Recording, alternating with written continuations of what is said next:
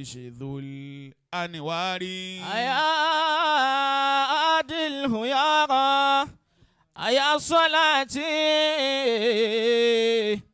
أيا سر الحقيقة يا صلاتي سلام على الوفاء زد سلاما صلاتي أحمد غوثل أنا ما يا أهل الشمائل سيلوني ننظر محمد بيوني يا أهل الشمائل زيلوني ننظر محمد بيوني ماذا لقلبي لبيك لبيك لبيك سعديك تسن الشواغل بهواك صنعاج فارس ميداني يحيى صلاتي خادمكم بخاري صلاتي خادمكم أمير الجيش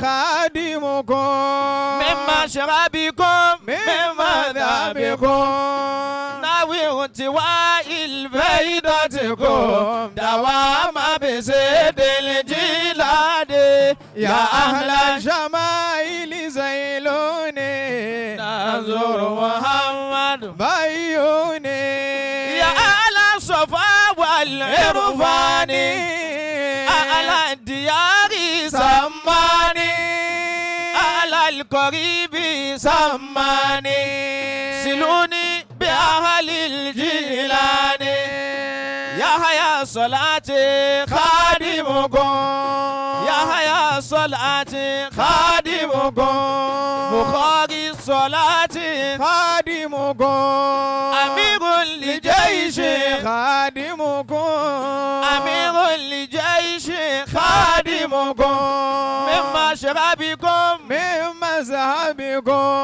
ناوي انتواء الفيدتكم دوام بسيدي لا شمائل زيلوني ينظر محمد بيوني لا إله إلا الله لا إله إلا الله لا إله إلا الله لا إله إلا الله لا إله إلا الله لا إله إلا الله لا إله إلا الله لا إله إلا الله لا إله إلا الله لا إله إلا الله لا إله إلا الله لا إله إلا الله محمد رسول الله.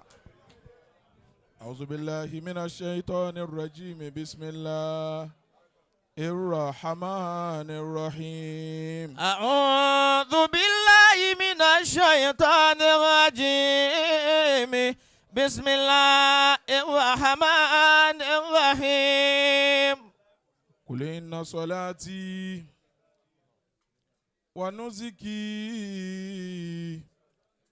ومحياي ومماتي لله رب العالمين قل إن صلاتي ونسكي ومحياي ومماتي ومحياي ومماتي لله رب العالمين. صلاتي وتسليمي وأزكى تحيتي على المصطفى المختار خير البرية. صلاتي وتسليمي وأذكى تحيتي على المصطفى المختار خير البرية على المصطفى المختار خير البرية. زد رحمة يا إلهي آمين. لشيخ يحيى صلاتي آمين. زد رحمة يا إلهي لشيخ يحيى صلاتي الله زد رحمة يا إلهي لشيخ يحيى صلاتي زد رحمة يا إلهي لشيخ يحيى صلاتي. بسم الله قل هو الله أحد الله الصمد لم يلد ولم يولد ولم يكن له كفوا أحد. ẹ dákun torí t'Ọlọ́hun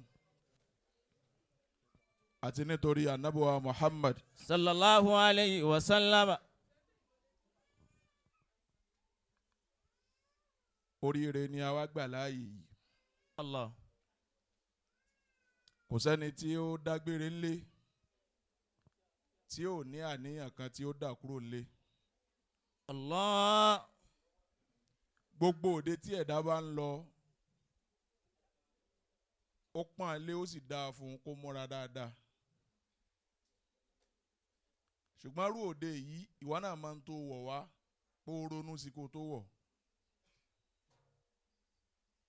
bó ti wá dùn rí tó dùn wò òun yàtọ̀ sí tàwọn kan láàrin mi àti àtọ Ọlọ́run ṣé bó ti dùn rí tó dùn wò òun ṣé bẹ́ẹ̀ náà làkàn balance rẹ dùn rí tó dùn wò. Allah. bí ó bá ti wá já sí wípé òkùnkùn ò ní kùn kó nínú mọ́ mọ́nú rẹ̀ tẹ ọwọ́ rẹ méjèèjì síwájú Ọlọ́run. Allah. bí o bá ti fẹ́ kí Ọlọ́run ọba mi kẹ́ ẹ sí bẹ́ẹ̀ náà ni kò ṣe wí àsàlátù yìí pé Allahumma salli. Allahumma salli. ala sayyidina Muhammad. ala sayyidina Muhammad. wa ala alihi. wa ala alihi. wa asahabihi. wa asahabihi. wa sallim. wa sallim. dákun àmì rẹ̀ mẹ́ta tó nítumọ̀ dáadáa. Amina. ó di méní. Amina. ó di méjì. Amina ya Allah. akí Ọlọ́run akí Ànábì wa Muhammad. sallallahu alayhi wa sallam. kí n tó máa lọ mo kí bàbá wa mi martaba Serikin Ìlọrí. Jazakallahu. bàbá wa máa dìbò. Rabbul arshi khayra amadibo. Anta fakharu salihina. Amadibo anta fakharu salihina. adẹ́ra jẹ́ kí Tọ̀yìbù wí kó lè rin bàbá ń kàkín Tọ̀yìbù ló ń mọ kíní yẹn wí dáadáa. Jazakallahu. bàbá ti dán ohun Tọ̀yìbù mọ̀ dáadáa. ẹ wá ibi àwà yìí wọ́n ń náwó lẹ́yẹ yọ àní ẹ máa gbélé lódìdí. Jazakallahu. olówó stress ọwọ́ rẹ̀. Rabbul arshi khayra amadibo. bàbá má dìbò. Anta fakharu salihina. bàbá dìde náà mi lọ́wọ́. Amadibo anta fakharu salihina. Amadibo, Amadibo, Amadibo. nítorí pé ti dá Tọ̀yìbù. Anta fakharu salihina. Amadibo anta fakharu salihina. Amadibo, Amadibo, Amadibo, Amadibo, Amadibo. Anta fakharu salihina. Amadibo anta fakharu salihina. ومفتاح الندى مليون البرايا أماديبو أنت فخر الصالحين أماديبو أنت فخر الصالحين bàbá tí ẹ jẹ́ ká rọ kan. Amadibo anta. Ọlọ́run jẹ́ àárín yín pẹ́ dáadáa. Anta fakharu salihina. báàrí gbogbo àwọn ọ̀dọ́ pátápátá lẹ jẹ́ Ọlọ́run ò ní já wá yín tì. Anta fakharu salihina. àṣeyín lófò tí ó ṣe wá láéláé. Amadibo anta fakharu salihina. bàbá ní ta fẹ́ ṣe òun àwa inú mi sì dùn pé ẹni tẹ́ ń sọ fún náà ti ń gbọ́ báyìí. Amadibo. tọ so ti gbọ́ tọ Ọlọ́run jẹ́ àárín yín pẹ́ bàbá. Àmín. alùbáríkọ láwọn ẹni Ọlọ́run. Àmín. ọba tí ó ṣe yín ní dùnnú fún wa àárí yín rí kínú wa bàjẹ́ ibi a bá ti rí yín inú wa máa dùn púpọ̀ ni. nítorí pé kì í sojú nìkan lẹ̀ ń ná ẹ tún ná owó ibi abá ti rẹ́ lòmíì ó wá gba díà ní bíi gúnugún ni kò mọ̀jú kó jẹ lọ òun è fún yàn wàláhì sùmọ́bì láyì ẹ máa ń ná ju tẹ̀ ń rí lọ bá a bá ti rí yín inú wa máa dùn ni ọlọ́run má ṣe yín lárí ìbànújẹ́ láéláé àmín gbogbo ọwọ́ tó bá ṣáámi ìbànújẹ́ ò ní jẹ́ tiẹ̀ náà àmín. mo kí bàbá wa Imam Solaty adamallahu hayatahu. ọlọ́run kí ó jẹ́ àrí yín pẹ́ àmín alùbáríkọ̀lá àwọn ẹni ọlọ́run àmín. bàbá kì í jìdàdú owó rárá adamallahu hayatahu. kò sírú owó tí o lè pa kalẹ̀ níwájú wọn wọ́n máa wò ó bíi pé kò jẹ́ nǹkan kan náà ni. Allah. ọba tí ó ṣe yín ní àfa àgbà bàbá àgbà tí kò náà wá já ọlọ́mọ yìí ń padà sáìdá o. àmín.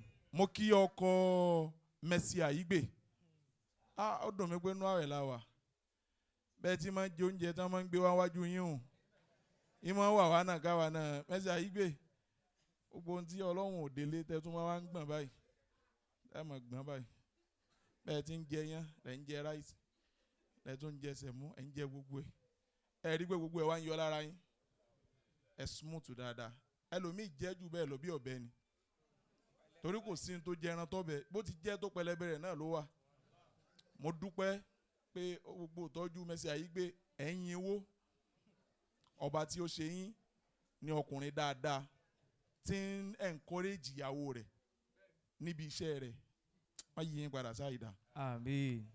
mo kí bàbá wa tí wọ́n jókòó ti bàbá mi martaba ọlọ́run kí ó jẹ́ àárí wọn pẹ́. àmín. bí a ti máa rí wọn lọ́dọọdún ni ọlọ́run àfi bẹ́ẹ̀ 100 ọdún sísìn ẹ̀yìn náà ní kọ́lọ́run jẹ́ a máa rí. àmín. alùbáríkọ̀lá àwọn ẹni ọlọ́run. àmín. bàbá wa Khalifa gbogbo Lagos State. adamallahu hayatahu.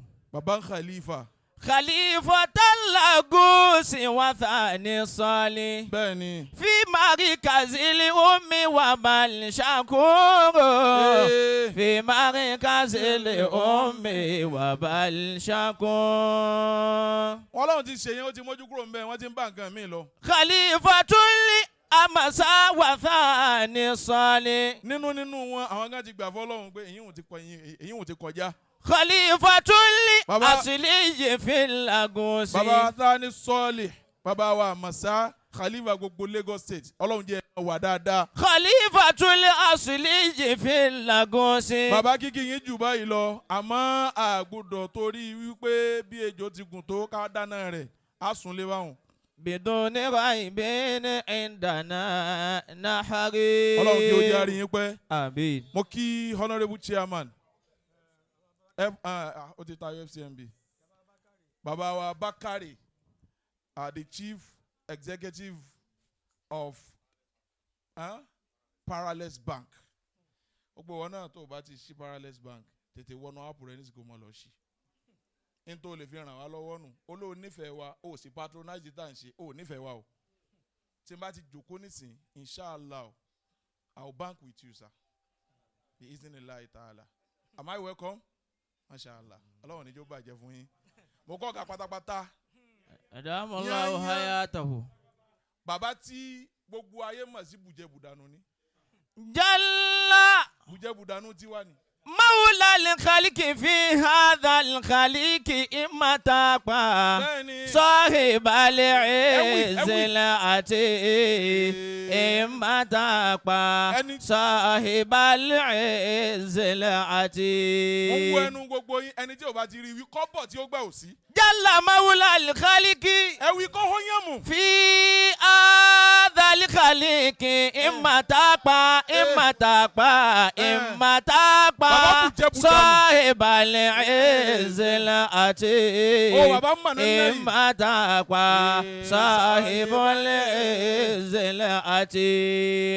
Gbogbo tó bá mọ̀ ṣe dákun torí Ọlọ́run mójútó dáadáa. Jalla mawla al-khaliki fi hadha al-khaliq. Torí tó bá mójútó dáadáa tó ń gbẹ odò tán bá ń gbẹ tán ń gbẹ kànga tán ń gbẹ bó pẹ́ bóyá wọn kàn omi bẹ̀ ń jọ kàn. Jalla mawla al-khaliki. Bàbá mójútó ṣe wọn dáadáa wọn à ṣeré gbè ń bẹ̀. Allah. Wọn à ṣeranù ń bẹ̀. Wọ́n mójútó ìjà àfà dáadáa òun ló fi dàbí ẹni wípé ẹ̀ ń sọlá bí ọba. Fi hadha al-khaliki imatapa. Àkàndé èèyàn èèyàn kan bí 1 billion èèyàn kan tó já sí wípé bó bá sunkún wọlé rẹ̀ rìn ló bá jáde ẹ kúrò nú àwọn àfáà tí wọ́n ń gẹ́rígẹ́dì ẹ kúrò nú àwọn àfáà tí wọ́n ń fẹ́ẹ̀kì ẹ̀ ẹ kúrò nú àwọn àfáà tí wọ́n mọ tí wọ́n jẹ́ bó bá wọnú ọgbà wọn ó ya ìgbẹ́. Jalla maula al-khaliki fi al-khaliki imma taqwa sahib al-izzati imma taqwa sahib al-izzati. Mo kí bàbá Bọ́lá. Damallahu hayatahu. Adamu èwo ló wá dérí kodò sí báyìí. Allah. Wọ́n àbí mi regi mọ́ kì í. Bí ìtì ẹ̀ fẹ́ kì í tẹ́lẹ̀ nígbà mo ti ń wo Adamu ìgbúdọ̀ mọ́ kì í. Ẹ ti ń kùn sí mi pé àkí bàbá Bọ́lá o. Àkí bàbá Bọ́lá o. Tọmọ ti kí bàbá Bọ́lá báyìí o. Ọlọ́run kò jẹ́ àárín yín pẹ́. Àmín. Àlùbáríkà láwọn ẹni Ọlọ́run. Àmín. Mo kí àbáwá Alhaji Muhammad Saheed. Adamallahu hayatahu. Ọlọ́run kì í jẹ́ àárín yín pẹ́. Àmín. Àsìkò yìí la ṣẹ̀ṣẹ̀ mọ̀ yín pé true friend ni. Number 1 true friend di bàbá Mùlá Saiful Qodiriyah ni. Torí pé ńgbà tó ré dé yẹn ńgbà náà la tó rí yín pé ẹ dúró ẹ stand well. Àwọn kan ti jápa nísìn. Oore yẹn ti dà wọ́n láàmú. Wọ́n rò pé bákan lọ́lọ́run ọba ṣe. Wọ́n rò pé ọ̀nà kan ní Saiful gbé ìgbà ni. Alhamdulillah. Wọ́n bínú oore ẹ̀yin dúró. Gbogbo oore tọ́lọ́run ṣe fún yín Ọlọ́run ó jẹ́ dúró lò. Àmín. Àlùbáríkà láwọn ẹni Ọlọ́run. Àmín. Mo kí bàbá wa yìí ẹ dákun. Bàbá wa Alhaji Tajuddin Ọ̀lẹ́sìn Ọlọ́run níjó bàjẹ́. Honorable Prudent kò ní bàjẹ́. Àmín. Bó o bá gbọ́ Prudent nínú ayé o tí wà nínú ayé ni. Ó yẹ kó o ti máa gbọ́. Small body but mighty ni. Prudent kò ní bàjẹ́ fún yín láéláé. Àmín. Àlùbáríkà láwọn ẹni Ọlọ́run. Àmín. Ẹrù sápá ló jìn pé ní àbí tán gbogbo ẹ kún síbẹ̀ ni ó pọ̀ síbẹ̀ ó ṣe pa síbẹ̀ gbogbo ntọ́lọ̀ ń ṣe fún yóò máa pọ̀ sí ni. Àmín. Àwọn eléyè ṣàfihàn tó bùn lé o bó bá débi tán ń gbé ó fọ́ gidigidi nínú Las Vegas lọ́hùn ni Ọlọ́run níjó bàjẹ́ fún yín. Àmín. Àlùbáríkà láwọn ẹni Ọlọ́run. Àmín. Bàbá Zaruji. Adamallahu hayatahu. Kíkí yín jù báyìí lọ o torí pé ẹ̀sìn bí kò bàjẹ́ gbogbo tí ó dà pátápátá ibẹ̀ láti rí kọlù yín ẹ̀yìn túfọ̀ fún wa tàbá rí kọlù ẹlòmíì olórí ibú fẹ́ túfọ̀ ni kò sí nǹkan kan tí máa pèèyàn sí ṣé ẹ ti gbọ́ pé ìyá alágbájá kú ni ṣé ẹ ti gbọ́ ní tiẹ̀ gbogbo tó dalẹ̀ máa pè wá fún gbogbo tọ́lọ́run ṣe fún yín náà ní dìbànújẹ́. Àmín. Mo kí Alhaji wa Aláwìyé Ọlọ́run níjó bàjẹ́. Àmín. Àlùbáríkà láwọn ẹni Ọlọ́run. Àmín. Mo kí Jaji Autos Jaji Autos Jajo Ọlọ́run níjó bàjẹ́. Àmín. Àwíyé àgbà Ọlọ́run níjó bàjẹ́. Àmín. Àjọ wà ní December ni nǹkan tí wọ́n á rí lára àwíyé ni pé tán bá jí láàárọ̀ tán bá ṣàdúrà tán báyìí wọ́n wà ní bàbá alágbàjì ẹ ṣe é tán bá nà tán báyìí ìdáwì yóò wínú bàbá alágbàjì ẹ ṣe é àwọn eléyìí fẹ́ràn bàbá alágbàjì tán yẹn ni. Allah. Àwíyé yóò máa dá sí i. Àmín. Mọ̀lánà Ibrahim Ọlánrewájú. Ọlánrewájú. Ti ní gbogbo ẹ̀. Àyàbọ̀rọ̀ yìí mọ̀. Ibi ọba ti yẹ ká dúró àfi ká dúró ń bẹ̀. Àyàbọ̀rọ̀ yìí mọ̀. Gbogbo bí a bá ń lọ ó débi tó lọ náà kó tó débi tó ń lọ. Àyàbọ̀rọ̀ yìí mọ̀ tí ìdìbòdò ilẹ̀ Hakimu Ọlánrewájú. Bẹ́ẹ̀ni. Àfọ̀dílà lẹ́kàn Qodiriyah. Ti dìbò gbogbo ẹ̀. Ọlánrewájú. Ti dìbò gbogbo ẹ̀. Àfọ̀dílà lẹ́kàn Qodiriyah. Òyìnbó ṣe mọ́tò kan wọ́n ń pè ní end of discussion. Wọ́n ṣe kan wọ́n ń pè ní discussion continue. Kíkí ẹlòmíì ní bíbá yìí gan end of discussion. Àyàbọ̀rọ̀ yìí mọ̀. Ó fẹ́ ká pọ́ùn lé ló fi náà lówó. End of discussion nìyẹn. Àmẹ́yìn ti yín discussion continue ni. Àyàbọ̀rọ̀ yìí mọ̀. Tó bá kúrò ń bíbá yìí anywhere lẹ́yìn tí ń tẹ̀ fún wa. Tí ìdìbòdò ilẹ̀ Hakimu. Bó o bá ti rí ti dìbòdò ó rí bàbá apá. Tí ìdìbòdò ilẹ̀ Hakimu. Ibi o bá ti rí bàbá apá ó rí bàbá ti dìbòdò ń bẹ̀. Tí ìdìbòdò ilẹ̀ Hakimu. Wúmọ́lá December tá a lọ yìí mo fi ọba tó dá mo agúkú jíde ní ìṣèlú ti lé bí oṣù márùn-ún $500 ni bàbá apá fún mi. Àyàbọ̀rọ̀ yìí mọ̀. Bàbá apá wa rún $500 bí pé wọ́n fún mi ní 50 naira wọ́n rún báyìí Ọlọ́run ló ní kí n tì í bọ̀ ìsàlẹ̀ yẹn ńgbà mo délé tí mo tú wò ni mo pè wọ́n pé yẹ́sà ṣé ẹ rántí iye tẹ́ ẹ fún mi Amirul ẹ̀yin náà nídìí nǹkan tẹ́ ṣé ìgbà ṣe mistake wọ́n lè yẹ táwọn fẹ́ fún mi náà nù. Ayaburaimu tí dìbòdò ilẹ̀ Hakimu Ọlárẹ̀wájú. Ẹjọ́ wà ní. Afọ́dínlálẹ̀ Qodiriyah. Ẹjọ́ wà ní. Ọlárẹ̀wájú. Ọlọ́mọ fi kú yà yín. Afọ́dínlálẹ̀ Qodiriyah. Àmín.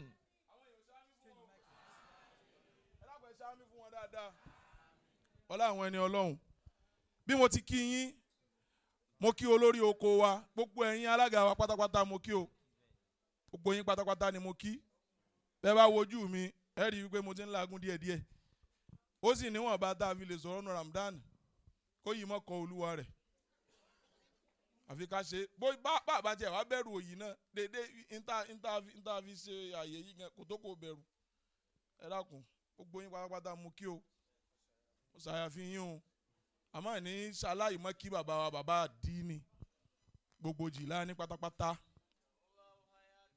Bàbá wa Adénúgà Arnold of Nako. Bàbá àdínì.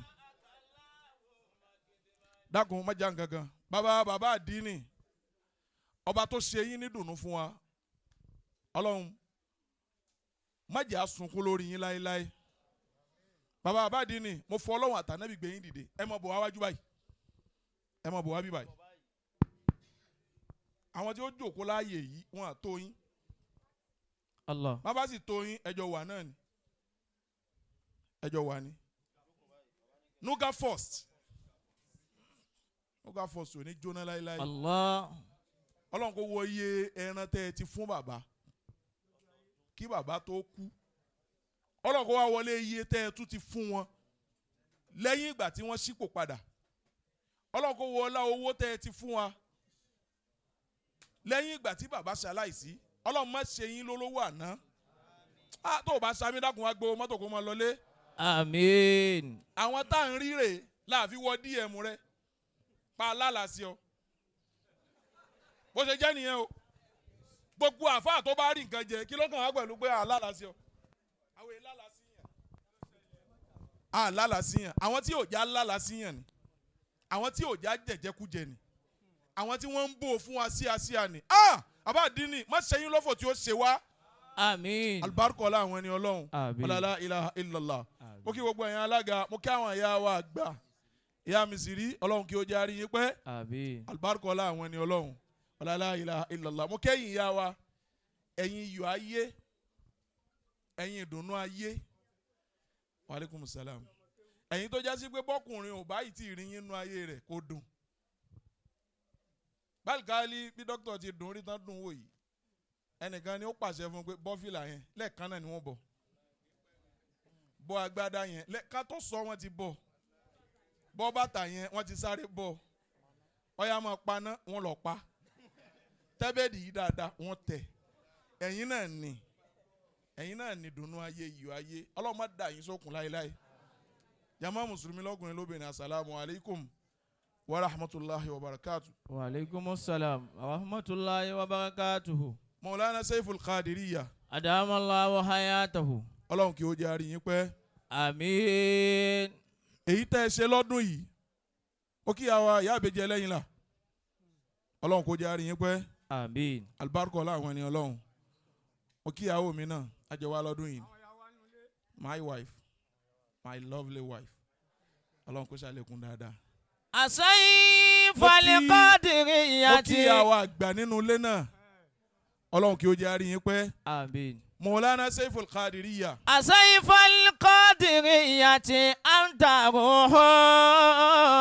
ruhun. Ṣé gbogbo wa ti wá rí nísìn? Pé kò síbi tí ò sọ lórí ibú. Bá a ti rá àfà tójó lórí ibú. Tá a rí pásítọ̀ tójó lórí ibú. Tá a ní lọ́yà tójó lórí ibú. Tá a lọ́lọ́pàá tójó lórí ibú. Tá a ní gbogbo nǹkan gbogbo department tójó lórí ibú. Ìyẹn ò túmọ̀ sí pé kò sọ lórí ire tí ń ṣe nǹkan. Saiful Qodiriyah ti anta ruhun. Bẹ́ẹ̀ bá kó fáwọn míì tẹ́ ẹ̀ rí nǹkan kan ẹ̀yin náà wo bí ẹ̀ ń kówó sí ó yọ àbí ò yọ. Saiful Qodiriyah ti anta ruhun. Ibi ẹ̀ ń kówó sí ó yọ àbí ò yọ. sẹ́ni gbogbo àwọn tí ò dáhùn wọn àti ìmọ̀ tí ó náwó sí. Alhamdulillah. kò sówó tẹ fún bàbá tí ò yọ nítorí wípé ẹni tó ní ni wọ́n látàná. kì í ṣe ń tàn fún wọn ni wọ́n fi ń ṣe bùkátà lé. Mùnásífù Qodiriyah ti nílé tí ìṣe mí ní méjì mẹ́ta kó tó di pé wọ́n pẹ̀tẹ̀ bọ́ mọ́sálásí tí wọ́n kọ́ òun. kí ni wọ́n máa fowó yín ṣe bùkátà sí? àmọ́ ń gbà tá a ti ráwọn olórí ibú tí wọ́n kówó fún tọ́já sí pé wọ́n rómi àǹbèlè tà sí pé wọ́n rẹ̀ jẹ́ ó jẹ́ kí wọ́n mọ categorize pé gbogbo àwọn àfa bákan náà la rí gbogbo wa kọ́ la rí bákan náà o má fi àfa àdúgbò rẹ fúwé wa kó má ṣe rí ibú táfa àdúgbò rẹ ò ṣe kí ẹ ṣe gbogbo wa olórí ibú. Saiful Qodiriyati. Ọlọ́run kò jẹ́ àárín yín pẹ́. Anta ruhuna ala jambati hello wa hallo. Ala jambati hello wa hallo. Olórí rẹ kó bá nàga àtayá sí bàbá. Má ṣe yín lófò tí ó ṣe wá o. Àmín. Ọlọ́run ti gbé yín kalẹ̀ nídùnnú fún wa báyìí. Ọlọ́run jẹ́ nájà náà kalẹ̀ o. Àmín. Gbogbo tó bá ṣáámi dáadáa ìdùnnú jẹ́ tiẹ̀ náà o. Àmín. Bisimilahi inna atoyinaka. Bismillahir Rahmanir Rahim. Inna a'tainaka al-kawthar. Amin. Fasalli li rabbika wanhar. Inna shani'aka huwal abtar. Olórí rẹ kó bá yòbó ànábì wa Muhammad lẹ́ẹ̀mẹ́ta. Sallallahu alayhi wa sallam. Ó di méní. Sallallahu alayhi wa sallam. Ó di méjì. Sallallahu alayhi wa sallam. Hadisi ẹyọ kan náà ni mo fẹ́ kà torí tálíkà alẹ́ bá ti ń lọ tán bá ti ń bọ̀ báyìí wọ́n fẹ́ gba máìkì nù ẹni tí ó bá sì dágbárú igbá àyà rẹ̀ ní ọ̀kọ́ tẹsẹ̀ bọ̀ kì í ṣe pé wọ́n fẹ́ gba máìkì lọ́wọ́ mi àmọ́ nítorí ẹlòmíì tí wọ́n tún máa gbé máìkì yìí fún. An Abi Hurayrata. Olórí rẹ kó yóò bọ́ ànábì wa Muhammad. Anna nabiyya qala bayna rajulin bi falatin minal ardi. Gbogbo ẹ̀yin Sàràkí wa hadith ta fẹ́ kà fún yìí tá a bá ti kà á tán ẹ gbọ́ ayẹyẹ ẹ sì mọ̀ wípé gbogbo ẹni tí ń ná láyé yóò jèrè láyé yóò tún jèrè nu sàárè yóò sì jèrè níjọ́ gbẹ̀ndẹ̀ àlìkìyàmọ̀.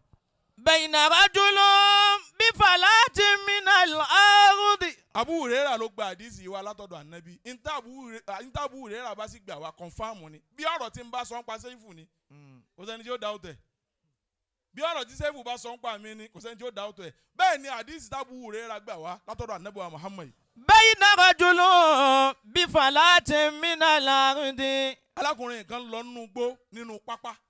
Fasami'a sawtan fi sahabatin.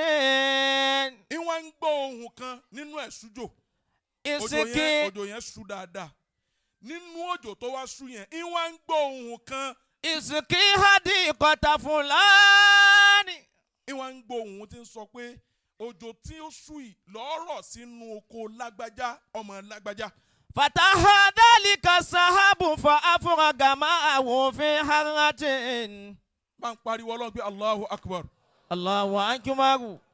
nígbà tí alákùnrin yìí gbọ́ ọ̀rọ̀ yìí ìwọ̀n ń tọ ẹ̀sùjò òun lọ ìwọ̀n ń tọ̀ lọ ń tọ̀ lọ ó wá rí wípé dèdè ibi tí ẹ̀sùjò òun dúró ó rí wípé lọ́tún inú igbó yẹn oko lọ gbà táwọn èèyàn gbìn nǹkan sí ní apá ọ̀tún oko lọ gbà táwọn èèyàn gbìn nǹkan sí ní apá àlàáfíà oko lọ gbà táwọn èèyàn gbìn nǹkan sí àti lẹ́yìn ó wá rí pé láàrin ibi tí ẹ̀sùjò yẹn dúró sí ó rí i pé oko kan wà ńbẹ̀ àpáta kan wà láàrin oko yẹn. Fa idha rajulun qayimun fi hadiqatihi yuhawwilu al-ma'a bimisihatihi. ó wá rí i pé òjò yẹn rọ̀ tán ó dẹ̀ bá alákùnrin kan níbi oko yẹn tó ń fi omi tí ń fi ran gbogbo àwọn ibi tí ó yẹ kí omi lọ. Faqala lahu ya Abdallahi masimuka. alákùnrin tó ń tẹ̀lé ẹ̀sùjò bọ̀ yẹn ó wá débi oko yẹn ó bá alákùnrin kan bẹ̀ ìwọ̀n ń bi alákùnrin tó bá ń bẹ̀ pé yẹ́sà kí lorúkọ yín. Faqala fulanun lil ismi alladhi sami'a fi sahabati. nígbà tí alákùnrin yẹn ó dá lóhùn ó rí wípé ọkọ̀ tó dáhùn lóókọ̀ tó gbọ́ nínú ẹ̀sùjò ipe lọ́ọ̀rọ̀ sí oko lágbájá ọmọ lágbájá ó rí pé ó kọ tẹ́nìyẹn dákọ̀ ó tálì papọ̀ mọ́ ọkọ̀ tóun gbọ́. Faqala lahu ya Abdallahi lima tas'aluni an ismi. Ṣàmọ̀pẹ́ ni tó o bá mọ̀ tó meet for the first time tó bá béèrè ọkọ rẹ̀ ó yẹ kó lè onílàákàyè ó bi ọ pé kí ló dé tẹ̀ ń bi mí ní orúkọ mi ìwọ̀n ń bi ẹnìyẹn pé kí ló dé tẹ̀ ń bi mí ní orúkọ mi. Wa qala ẹnìyẹn wá ń sọ fún un wípé. amma idha kulita hadha iski hadiqata fulanun. Torí sórí tó ṣẹlẹ̀ ń ó bá download ẹ̀ fún un bóun ti ń bọ̀ wá kíní kan ṣẹlẹ̀ kíní kan ṣẹlẹ̀ kíní kan ṣẹlẹ̀ ó kọ yín ni mo gbọ́ níbi òjò tó ṣú ó wá ń bi alákùnrin yẹn pé yẹsà mo fẹ́ mọ̀ yín. Amma idha kulita hadha fa inni ansuru ila ma in yakhruju min fa atasaddaqa bi thuluthi. Bá ń pariwo Ọlọ́run gbé Allahu Akbar. Allahu akbar. Kí lẹ ṣe fọ́lọ́hun kí lẹ ń wù níwà tẹ́ ẹ fi deserve irú oore yìí látọ̀dọ̀ Ọlọ́run inú ẹ̀rùn la wà òjò wá sọ́dọ̀ tiyín nìkan ó wá dàbí pé èèyàn kàn sí táàpù lókè báyìí èèyàn wá gbórí sí abẹ́ ṣáwà. Allah. Òjò rọ̀ sọ́tún òjò rọ̀ sósì kò rọ̀ níwájú kò rọ̀ lẹ́yìn àárín ọ̀dọ̀ tiyín nìkan ni òjò ti ń rọ̀ kí lẹ ṣe fọ́lọ́hun. Allah. Alákùnrin yẹn ní nǹkan ẹ̀yọ̀kan náà mo máa ń ṣe ó ní bí n bá ti kó èrè oko mi ní dá sí mẹ́ta. Akala ana wa iyali thuluthan. Ìdá kan nínú ìdá mẹ́ta yẹn èyí tó dáa jù nínú ẹ̀ ní fi tọrọ fáwọn èèyàn. Wa araddu fiha thuluthahu. Ọlọ́run ní lan tanalul birra hatta tunfiqu mimma tuhibbun. Allah. A lè tí kàyín kó lórí ire àfi tó bá jásí pé n tó ń jẹ ló ń fún àwọn èèyàn. Allah. N tó lè wọ̀ ló ń fún àwọn èèyàn wọ̀. Bàtà tó lè wọ̀ ló ń fún àwọn èèyàn. Bàtà tó wọ̀ láti bí 20 years ló ń fún àwọn èèyàn. Èso lórí ire lórí ibu ni ẹ. Allah. Èso lórí ire. Oúnjẹ tó mọ̀ kó ti expire ló ń gbé jáde fáwọn èèyàn. Oúnjẹ tẹ́ran gan ò lè jẹ. Òun ló ń gbé jáde fáwọn èèyàn kán máa jẹ olórí ibu ni ẹ. Allah. Èso lórí ire. Ó ní ìdá kan nínú ìdá mẹ́ta. Abáàbádìí ni ó lóun lòun ó fún yàn. Wa araddu fiha. Mo ti sọ̀kalẹ̀. Bẹ́ẹ̀ tí máa ń fún wa lówó tínú owó dùn. Ẹ fún wa lówó rí ká rojú. Ṣíṣe owó sí yín lọ́wọ́. Owó tá fún wa tínú owó dùn tá ṣe ju bùkátà tá a fẹ́ ṣe lọ lẹ́mọ́ fún wa. Ó ní irú oúnjẹ tó dáa jù bẹ́ẹ̀ lòun máa fi tọrọ ìdá kan nù. Ó ní ìdá ẹlẹ́ẹ̀kejì òun ó fún àwọn ẹbí òun àwọn ó jọ jẹ. Ìdá kan yòókù òun lòun ó tún gbìn láti fi ká èrè oko mi. Wá sí nìyẹn o. Allah. Gbogbo olówó tó wà láyé yìí tó wá ṣe nìyẹn o. La tabukhalanna bidunya wa iyamu kibilatun. Gbogbo ẹ̀yin tẹ́ lówó ẹ má ṣàhùn o. Ọlọ́run kẹ́ yín ó ṣàánú yín. Bó o bá ti ń ṣàhùn o fẹ́ k'Ọlọ́run dá ọ padà sí square one. La tabukhalanna bidunya. Má ṣàhùn pẹ̀lú oore t'Ọlọ́run bá ṣe fún ẹ o. Wa iyamu kibilatun falaysa yanqusu al-infaqu was-salafu. Falaysa yanqusu al-infaqu was-salafu. Gbogbo ẹni tí bá ná láyé níná owó ní kówó tán lọ́wọ́ olówó. Allah. Bó o bá ti ná ó máa rí ni. Bó o bá ti ná wàláhì ò ní rí mọ́ o. Ó kàn sọ pé àwọn èèyàn ò pọ́n olé ni. Ẹlòmíì bẹ́ẹ̀ nu wa tó wà tó jásí pé multi-billionaire ni. Tó jásí pé ẹ̀yìn bẹ̀ yẹn ló wà.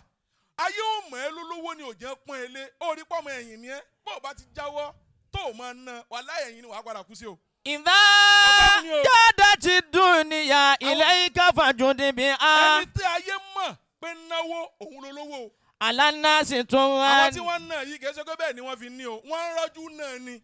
Inna atataqallabu. Ẹjọ́ mọ́sálásí wa àti parí ẹ̀ ọkùn kọ́lẹ́jì tá a fẹ́ kọ́.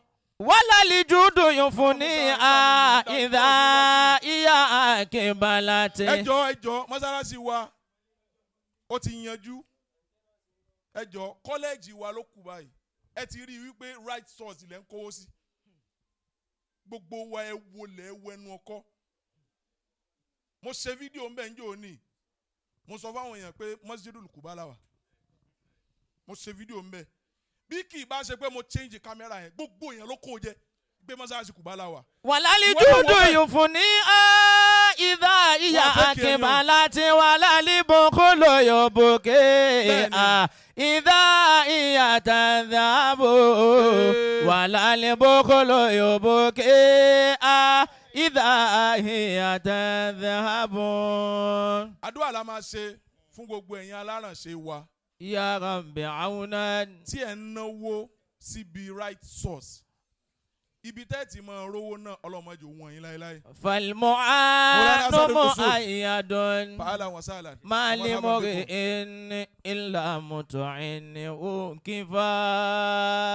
àwọn tí wọ́n ń fún wa lówó ni mò ń ṣàdúrà fún pé ọlọ́run má jẹ́ kí wọ́n mọ̀ọ́sì láéláé. Ya Rabbi awnan. gbogbo ẹ̀yin ìyá wa tẹ̀ ń fún wa lówó bẹ̀rẹ̀ láti alájà wa Bọ́lá Gold gbogbo gold alájà wa Funky ìyá wa tí wọ́n máa gbé oúnjẹ wa ṣe pé 70% oúnjẹ táwọn ọmọ ń jẹ ẹ̀yin lẹ̀ ń fún wọn ebi ò ní pa yín láéláé o. àmín. Mercy Ayigbe ẹ̀ ní ṣubú láéláé ìyá àwọn ọmọ kéwùnù ẹ̀ ní ṣubú láéláé ọlọ́run kò wọlá pé kò sí bẹ́yẹn ti lè ráyè tó kò lè ka iye wóró ìrẹsì báàgì kan kò sí bó lè ògo ráyè tó ẹni tó bá lè rí ìka mú fún ní $1 million bẹ́ẹ̀dá kan ò ti lè rí ìka òun á sì kí yín ò ní ló ń kànú ayé gbogbo ẹni tóun náà bá fẹ́ bẹ́ẹ̀ kó délé rí ẹsẹ̀ rẹ̀ láàrin ìṣẹ́jú kan. kìyàmá wà qu'udan. ìwọ náà fẹ́ máa darapọ̀ mọ́ olóríire dìde kó tẹ́wọ́ ara rẹ̀. wa ala junubihim. wà á dàníyàn sọ́wọ́ yẹn. wa yatafakkaruna fi khalqi samawati wal ardi rabbana. ما خلقت هذا باطلا ní ṣubú o. سبحانك ìràwọ̀ yóò ní wọ́ọ̀kù فقنا عذاب النار. wá dákẹ́ jẹ́ẹ́jẹ́ èyí tó mọ̀ pé ó wúwo jù nínú ìbànújẹ́ rẹ̀ tó já sí wíkẹ́ tọ́lọ́run bá ṣe yẹn ìyókù àfúyẹ́. ìyókù àfúyẹ́ lára rẹ̀. òun ni ó tọrọ. òun ni kò tọrọ lọ́dọ̀ Ọlọ́run. bàbá ń tọrọ tiwọn nù wọ́n náà tọrọ tiẹ̀ gbégbégbé mọ̀jẹ̀ gbèsè kulè rẹ̀. àwọn akéwìn àtẹ̀yìn odidi kan. akéwìn àtẹ̀yìn odidi kan. sáàrin ọwọ́ rẹ̀ méjèèjì. sáàrin ọwọ́ méjèèjì. dákun gbé fóònù lẹ̀. dákun gbé fóònù lẹ̀. dákun. gbé pọ́ọ̀sì lẹ̀. fóònù rẹ tó dáa yẹn account balance rẹ ò rẹ́rìn. account balance rẹ ò rẹ́rìn àmọ́ fóònù kan fáyín lójú ni. fóònù rẹ kan fáyín 102.9 account balance ẹlòmíràn. ọlọ́run làwọn ń bẹ̀. jẹ́ kí zero pọ̀ nínú account balance wa. jẹ́ kí zero pọ̀ nínú account balance wa. bisimilahi inna atoyinaka. bisimilahi inna atoyina jẹ́jẹ́. bisimilahi rahman rahim inna atoyinaka alkawusar fasolli li rabbika wanhar inna shani'aka huwal abtar. dédé tó o bá fẹ́ kọ́lọ́run ṣe fún ọ má yìí ti jòkó mú sàrà rẹ̀ wá kó wá lọ jòkó. ó yá ṣe sàrà àdúrà. má jẹ́ ó dàrú. má ṣe sàrà. kíákíá. Ya ilahi fa'fu anni ya ilahi fa'fu anni. Ya ilahi fa'fu anni. mú sàrà yẹn wá kó dẹ̀ lọ jòkó. Ya ilahi fa'fu anni. Rabbi inni qad alimutu billadhi qad kana minni min dhunubi wa ma'asi inna nafsi gharatini ya ilahi fa'fu anni. Iliasu. Ya ilahi fa'fu anni. Alhamdulillah. Bàbá tí ń fowó náà lẹ̀ ká dáhùn ká jókòó. Ká padà sórí ìjókòó wa ká yóò bá Nábì nígbà mẹ́ta. Sallallahu alaihi wasallam. Tamani kí ló kù tá à ń retí báyìí ìwọ tó wà lórí ìdúró tó ti jókòó ni. Ẹ dákun tráfíkì ẹsẹ̀ ẹ má jẹ́ ó ṣẹlẹ̀. Ẹ má tún fàsìkò yìí bẹ̀rẹ̀ àṣẹ tún kíra àyàn. Ẹ dákun ẹja lọ jókòó ni. Lójú agbo yìí. Allah. Kó kílíà nísìn. Ẹ dákun torí t'Ọlọ́hun. Ẹ̀yin tí ẹ ti wà lẹ́gbẹ̀ẹ́ ààyè yín ẹ dákun ẹ lọ jókòó torí t'Ọlọ́hun. Àfànẹ́bí bẹ̀yìn.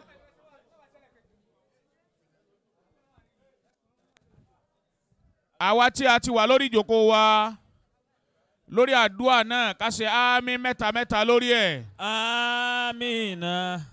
Amina. Amina ya Allah.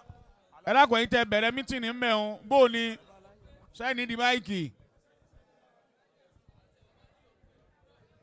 ẹ dákun ẹ lọ jókòó nítorí tọ́lọ́hún.